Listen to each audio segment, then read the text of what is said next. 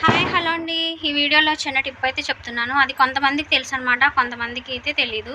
అవి ఏంటంటే చాలామందికి హార్ట్ స్ట్రోక్లు వస్తున్నాయి కదండి. అది కరోనా ఇంజెక్షన్ వల్ల కావచ్చు, లేకపోతే కొవ్వు హార్ట్లో కొవ్వు చేరుకుపోవడం వల్ల కూడా హార్ట్ స్ట్రోక్లు అనేది చిన్న వయసులోనే వస్తున్నాయి అనమాట. హార్ట్ స్ట్రోక్ వచ్చే ముందు ఏంటంటే ఆ సూచనలు ఎలా ఉంటాయంటే పెయిన్ వస్తుంది, చెస్ట్లో పెయిన్ వస్తుంది అనమాట, హార్ట్లో నొప్పి వస్తుంది అనమాట. అది గ్రహించుకొని అప్పుడే క్షణాల్లో అప్పటికప్పుడు రిలీఫ్ ఇచ్చేయాలంటే ఏం చేయాలంటే చిన్న అల్లం ముక్కని జాగ్రత్తగా దగ్గర పెట్టుకోండి.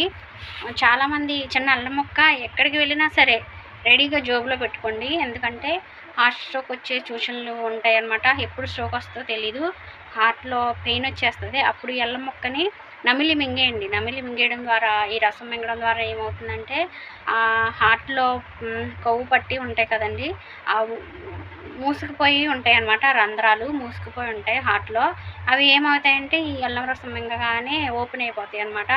ఓపెన్ అయిపోతాయి హార్ట్లో రంధ్రాలు ఓపెన్ అయ్యి మీకు హార్ట్ స్ట్రోక్ అయితే తగ్గే అవకాశాలు ఉన్నాయన్నమాట.